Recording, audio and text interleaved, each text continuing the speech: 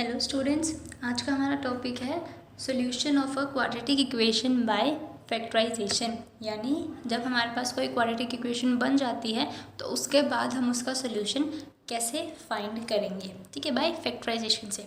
ठीक है, जैसे अगर हमारे पास ये इक्वेशन है 2x² + 5x + 3, ये कोई भी इक्वेशन है, हमें इसके रूट्स फाइंड करने हैं बाय फैक्टराइजेशन। तो फैक्टराइजेशन मेथड तो आपको पता है क्या होता है ना। हम इसमें मिडिल टर्म को क्या करते हैं, स्प्लिट करते हैं, और वो इस तरह से स्प्लिट करते हैं कि किसी भी दो टर्म्स को हम ऐड करें या सब्ट्रैक्ट करें तो हमारे पास ये वाली टर्म बननी चाहिए, और उन्हीं दो टर्म्स को जब हम मल्टीप्लाई करें तो इन दोनों का प्रोडक्ट बनना चाहिए, यानी 6x² बनना चाहिए। ठीक है, तो यहाँ पे तो ईजीली हो जा रहा है, 2x + 3x है ना, 2x + 3x कर रहे हैं तो 5x भी बन रहा है, और 2x × 3x करेंगे तो 6x² भी बन रहा है। ठीक है, +3 = 0, ये हमने एक इक्वेशन ले ली है। ठीक है, अब इसको कर लेते हैं, 2x कॉमन है, कॉमन निकाल लिया। 2x निकालने के बाद यहाँ क्या हो जाएगा, सिर्फ x बचेगा, प्लस इधर 1, प्लस यहाँ से क्या कॉमन आ रहा है 3, तो 3 कॉमन निकलने के बाद यहाँ बचा x, और यहाँ 1 = 0। अब x + 1 दोनों से कॉमन है, वो ले लिया। यहाँ से x + 1 कॉमन निकलने के बाद सिर्फ क्या बचा 2x, और इधर x + 1 कॉमन निकल जाने के बाद बचा 3, ये हो गया = 0। यहाँ तक तो हमने पहले भी पढ़ा हुआ है, पॉलिनोमियल्स के चैप्टर में हमने जो पॉलिनोमियल्स होती हैं उनको फैक्टराइजेशन से करना सीखा था। अब यहाँ पे इक्वेशन, यानी ये किसके इक्वेशन, यानी ये किसके 0 से इक्वेट हो गई है ना।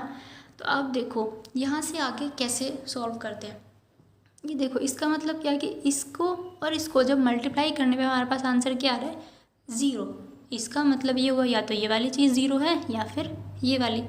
देखो, अगर हम कहते हैं किसी भी दो नंबर का प्रोडक्ट 0 है तो वो 0 कब होगा, जब उन दोनों में से कोई ना कोई एक जो है वो 0 होगी, तभी तो 0 होगा, नहीं तो कभी भी 0 नहीं होगा। अगर हम करें 2 × 0 तभी तो प्रोडक्ट 0 आएगा ना, या फिर 0 × 5, मतलब किसी भी दो टर्म्स को जब हम मल्टीप्लाई करें और उनका प्रोडक्ट 0 आ रहा है, इसका मतलब उन दोनों में से कोई ना कोई एक टर्म क्या है 0 है। तो इसका मतलब इधर x + 1 = 0, या तो x + 1 0 होगी, और 2x + 3 = 0, इन दोनों का प्रोडक्ट करने पर 0 आ रहा है। इसका मतलब या तो ये वाली टर्म 0 होगी या फिर ये वाली 0 होगी। अगर ये है तो x की वैल्यू कितनी आ जाएगी -1, इधर आ गया तो माइनस का हो गया। या फिर अगर ये है तो 2x = -3, ये उधर गया -3, और x = -3/2। तो ये हमारे पास क्या आ गए, रूट्स निकल आए। मतलब इस इक्वेशन के, इस क्वाड्रेटिक इक्वेशन के जो दो रूट्स हैं वो क्या है -1 और -3/2। ठीक है, यहाँ तक हमने पहले फैक्टराइज किया, उसके बाद ये 0 के बराबर है। तो कोई भी दो टर्म्स का प्रोडक्ट 0 कब होगा, जब उन दोनों में से कोई ना कोई एक टर्म 0 होगी, या फिर दोनों ही 0 हों, पर एक तो पक्का श्योर है कि 0 होगी। तो अगर ये 0 है तो रूट -1 आ रहा है, और अगर ये 0 है तो रूट जो है -3/2 आ रहा है। रूट से क्या मतलब है, ये इसका रूट है, मतलब कि अगर हम यहाँ पे x की जगह -1 रखें या फिर -3/2 रखें तो ये इस इक्वेशन को सेटिस्फाई करेगा। सेटिस्फाई करेगा मतलब ये आंसर 0 ही देगा। देखो, जैसे अगर हम वेरीफाई करें तो वो ऐसे कर सकते हैं, यहाँ पे इस इक्वेशन में x की वैल्यू रखते हैं -1। ठीक है, हमारे पास इक्वेशन है 2x², x की वैल्यू -1 का स्क्वायर, प्लस 5 × x की वैल्यू -1 प्लस 3। ये हम देखेंगे कि ये 0 के बराबर आ रहा है कि नहीं आ रहा। अगर आएगा तो ये इसके रूट्स हैं, यानी ये इस इक्वेशन को सेटिस्फाई कर रहे हैं। ठीक है, तो 2 -1 का स्क्वायर 1, माइनस प्लस -5 × 1 हो गया 5, प्लस 3 2 -5 प्लस 3। देखो 2 + 3 5, 5 - 5 = 0, यानी हमें 0 मिल गया। तो ये जो है वो इस इक्वेशन का क्या है, रूट है, या फिर ये इसे सेटिस्फाई करता है।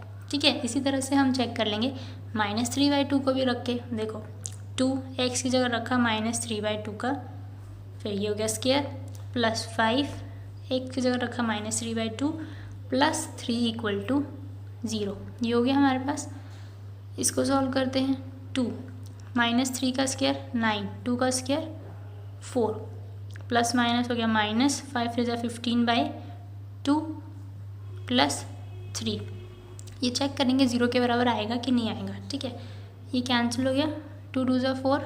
अब ये देखो 9/2 माइनस 15/2, इन दोनों का जब एलसीएम लेंगे तो कितना आएगा, 2 आएगा। तो ये आएगा 9 माइनस 15 प्लस 3, तो ये किसके बराबर आ रहा है, ये हो गया ना 9 minus 15/2 plus 3। 9 minus 15 is -6/2 plus 3। 2 1 ज़ा 2, 2 3 ज़ा 6, तो -3 प्लस 3 क्या हो रहा है, 0। इसका मतलब ये भी -3/2 भी इस इक्वेशन का क्या है, रूट है।